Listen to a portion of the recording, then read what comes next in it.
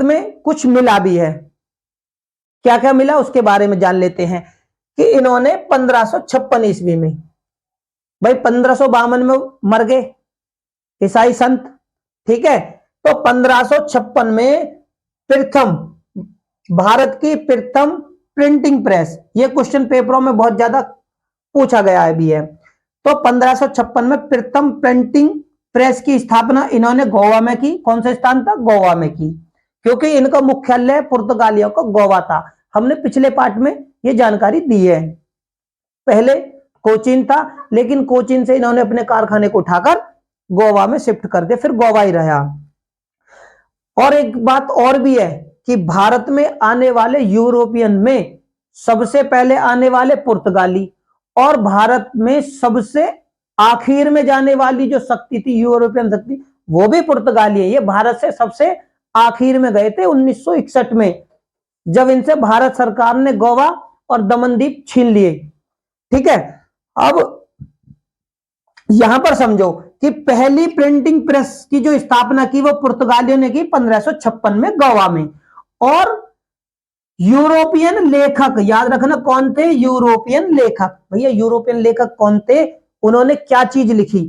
तो उन्होंने, यूरोपियन लेखकों ने पहले वैज्ञानिक ग्रंथ की स्थापना की। अब ये भैया ग्रंथ में क्या था? इस ग्रंथ में था भारतीय जड़ी बूटी, औषधि, जीव जंतु, वनस्पति से संबंधित जानकारियां थी, जिनको इन्होंने पहले वैज्ञानिक ग्रंथ के उससे की। अब ये जो ग्रंथ का प्रकाशन हुआ था, भैया ये ग्रंथ जब लिखा था तो छपा कब, प्रकाशन कब हुआ? तो इसका प्रकाशन 1563 ईस्वी में हुआ था। 1563 ईस्वी में इसका प्रकाशन हो गया। 1560 ईस्वी में ही क्या एक घटना घटती है, वो क्या है कि इन्होंने, पुर्तगालियों ने घृणित, क्या नाम है? घृणित ईसाई धर्म न्यायाधिकरण, क्या था? घृणित ईसाई धर्म न्यायाधिकरण व्यवस्था शुरू की थी। क्या की थी? ये व्यवस्था शुरू की थी। और इसमें, और इन्होंने क्या किया? उसी समय इन्होंने गोवा में ईसाई धर्म न्यायालय की भी स्थापना की थी। कहां की थी? गोवा में। यह क्वेश्चन भी पेपरों में काफी बार पूछा गया है। इसके बाद में पुर्तगालियों के साथ में और क्या चीजें होती है? वो होती है 1612 ईस्वी में। 1612 ईस्वी में अंग्रेज अधिकारी थे मिडेल्टन और वेस्ट। क्या नाम था? मिडेल्टन और वेस्ट। इनके नेतृत्व में क्या होता है कि अंग्रेज एक जहाजी बेड़ा भेजते हैं, क्योंकि भैया दूसरी तरफ अंग्रेज भी तो अपनी ताकत का विस्तार कर रहे थे, बढ़ा रहे थे। तो ये क्या करते हैं, पुर्तगालियों के पास में एक सवाली नामक द्वीप था। सवालिक नामक स्थान पर ये क्या करते हैं, पुर्तगालियों को अंग्रेज हरा देते हैं। यहां से अब स्टार्ट होती है कि पुर्तगालियों की पतन शुरू, समझ लो यहां से ही। ठीक है, अब अंग्रेज अपनी ताकत बढ़ाने लगे थे। इनके बीच में अंग्रेजों से पहले क्या थे? डच। जिन द्वीपों पर पुर्तगालियों ने कब्जे किए थे, पहले अल्फांसो अल्बुकर के टाइम में, फ्रांसिसो अल्मीडा के समय में। तो अब क्या है, इनके बाद में आ गए डच।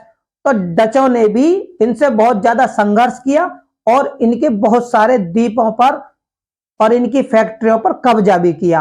अब क्या है, पुर्तगाली यहां पर हार जाते हैं और सवाली जो स्थान था इनसे निकल जाता है। अब होता क्या है, 1628 ईस्वी में, 1628 ईस्वी में देखो, हॉर्मुज जो कि फारस की खाड़ी में था, व्यापारिक, इनके माध्यम से व्यापारिक मंडी, ठीक है ना, हॉर्मुज पर क्या है, अंग्रेज 1628 ईस्वी में पुर्तगालियों से हॉर्मुज छीन लेते हैं, जो कि हॉर्मुज पर 1515 ईस्वी में अल्बुकर के द्वारा उस पर कब्जा किया गया था, 1515 में। लेकिन 1628 में अब अंग्रेज शक्तिशाली हो गए, इन्होंने हॉर्मुज को पुर्तगालियों से छीन लिया। अब इसके बाद क्या होता है, डच आ जाते हैं मैदान में। तो 1641 ईस्वी में डच, डच क्या करते हैं 1641 ईस्वी में मलक्का, जो कि इनकी व्यापारिक मंडी थी और मार्ग था। मलक्का पूर्वी एशिया की व्यापारिक मंडी थी। डच जो है 1641 ईस्वी में क्या करते हैं, मलक्का पर कब्जा कर लेते हैं, यानी छीन लेते हैं। इसके बाद में डच यहां पर ही नहीं रुकते और आगे बढ़ते हैं और 1651 ईस्वी में उत्तरमासा अंतरद्वीप पर भी ये 1651 ईस्वी में कब्जा कर लेते हैं। इसके बाद 1658 ईस्वी में डच पुर्तगालियों से श्रीलंका को भी छीन लेते हैं, यानी श्रीलंका पर भी कब्जा कर लेते हैं। अब 1662 का समय होता है। 1662 ईस्वी में क्या होता है, 1662 ईस्वी में ब्रिटेन के राजकुमार थे चार्ल्स द्वितीय, ठीक है, और पुर्तगालियों की राजकुमारी कौन थी, कैथरीन बिगेंजा। तो इनकी हो जाती है शादी 1662 ईस्वी। जब इनकी शादी हो जाती है तो भारत में इनका संघर्ष भी लगभग समाप्त हो जाता है। क्यों? क्योंकि 1662 में इन दो देशों के राजकुमार और राजकुमारी की शादी हो जाती है और शादी होने के बाद में बंबई को ये पुर्तगाली अंग्रेजों को दहेज के रूप में दे देते हैं। क्या? अंग्रेजों को बंबई दहेज के रूप में मिल जाता है, यानी बंबई भी इनके हाथ से चला जाता है। इधर डच यहां पे ही नहीं रुक रहे थे, तो डचों ने क्या करा 1663 ईस्वी में, याद रखना 1663 ईस्वी में सभी जो मालाबार तट है, यहां पर जितने भी इनके जो फैक्ट्रियां थी जिनको ये दुर्ग नाम से जाना जाता है, उन सभी पर डच कब्जा कर लेते हैं, यानी अपने अधिकार में ले लेते हैं। अब बात करते हैं इसके बाद में, अगर हम बात करें तो मराठाओं ने भी 1739 ईस्वी में 1739 ईस्वी में मराठाओं ने इनसे क्या छीन लिया, बेसिन छीन लिया, जो कि इन्हें बहादुर शाह ने दिया था ताकि मैं हुमायूं से बच सकूं, इसलिए दिया था और अपनी तरफ मिला लिया था, यानी पुर्तगालियों को शांत किया था बहादुर शाह ने। लेकिन मराठाओं ने 1739 में इनसे छीन लिया और 1961 में, अब आधुनिक समय की बात कर लें तो 1961 में भारत सरकार ने इन पे क्या बचा, पुर्तगालियों से धीरे धीरे से कभी अंग्रेजों ने तो कभी डचों ने, कभी मराठाओं ने और लास्ट में आकर भारत सरकार ने भी। तो इन पे बचा क्या था उस समय, एक तो गोवा और दमनदीप बच रहे थे, दमनदीप, ठीक है। तो क्या था, गोवा और दमनदीप, ये दो बचे हुए थे, तीन। तो गोवा दमनदीप को 1961 में भारत सरकार ने भी इनसे छीन लिया था। हालांकि वो दे नहीं रहे थे, भारत सरकार ने जबरदस्ती उनसे स्वतंत्र करवाया था अपने सैनिक उतार कर, ये तो कब्जा करने के लिए बैठे हुए थे। बात करते हैं कि ये इन्होंने कौन सी प्रक्रिया से समुद्र पर राज करना चाहा। तो इन्होंने एक व्यवस्था बनाई थी, वो उसका व्यवस्था का नाम था कार्टेज। कौन सी? Cartridge armada. क्या थी इस पद्धति का नाम था? कार्टेज आर्मेडा पद्धति का नाम था, याद रख लेना, कार्टेज आर्मेडा पुर्तगालियों के द्वारा शुरू की गई पद्धति थी। इस पद्धति के माध्यम से होता क्या था, इस पद्धति के माध्यम से भारत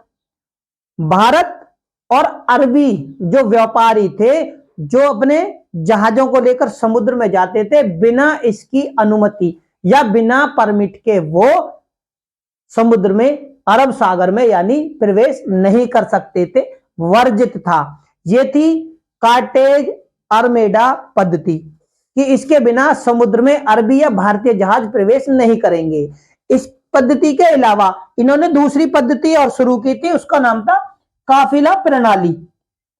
अब भैया काफिला प्रणाली के माध्यम से ये क्या करते थे, जो काफिला प्रणाली थी उसके माध्यम से ये क्या करते थे कि छोटे व्यापारिक जहाजों को देते थे संरक्षण, कि भाई हम तुम्हारी मदद करेंगे और उसके बदले में क्या, इन्हें चुंगी मिलती थी और वो छोटे जहाज जो है इन्हें कर दे देते थे। तो उस प्रणाली का नाम था काफिला प्रणाली। बात करें इनके कुछ महत्वपूर्ण स्थल जहां से ये निर्यात करते थे, कुछ क्रिया भी करते थे, तो जैसे कि मालाबार और कोकण तट, तो ये क्या करते थे, काली मिर्च, चंदन, दालचीनी, हल्दी, नील, इनको निर्यात करते थे। और काली मिर्च के पीछे ही तो सबसे ये जितने भी हैं काली मिर्च के पीछे ही भारत में मसालों की वजह से ये भारत में आए थे। तो ये करते थे निर्यात। अब जब ये भारत में आए तो भारत में इनका कुछ प्रभाव भी पड़ेगा। प्रभाव का कारण जो है वो ये कि इनके आने से इन प्रणालियों की व्यवस्था यहां पर शुरू हो गई। ठीक है। दूसरा, इनके साथ में पुर्तगालियों की स्थापत्य कला भी भारत में आई थी। उस स्थापत्य कला का क्या नाम था? उसका नाम था गॉथिक। याद रखना, ये पेपरों में पूछा गया। क्या थी स्थापत्य कला? गॉथिक। बात करें तो थोड़ी सी और जानकारी लें तो इनके शासन करने के 3 कमांड थे, यानी इन्होंने 3 गवर्नर नियुक्त कर रखे थे। जैसे कि ये अफ्रीका में शासन करने के लिए इन्होंने मोजाम्बिक, कौन था गवर्नर? मोजाम्बिक। इसी प्रकार ये भारत सरकार यानी भारत में कहां से नियंत्रण करते थे? बस्तियों पर और अपनी फैक्ट्रियों पर। तो गोवा में जो गवर्नर था, ठीक है ना, गोवा के गवर्नर के माध्यम से। और कहा था जावा या मसाला द्वीपों पर जो ये करते थे, मसाला द्वीपों पर जो करते थे, तो वो गोवा के गवर्नर से। तो मेरे प्यारे साथियों, उम्मीद करता हूं आपको पुर्तगालियों के आगमन, स्थापत्य कला, उनके परमिट और उनके समय में कौन कौन सी महत्वपूर्ण घटनाएं घटित हुई थी, उनके बारे में विस्तार से जानकारी मिली होगी। भाई, इनसे संबंधित क्वेश्चन किस प्रकार से पेपरों में पूछे जाते हैं वो हम अपने आने वाली वीडियो के माध्यम से आप लोगों को कराएंगे। मेरे प्यारे साथियों, चैनल नया है, इसे ज्यादा से ज्यादा लाइक, शेयर और सब्सक्राइब करें। धन्यवाद।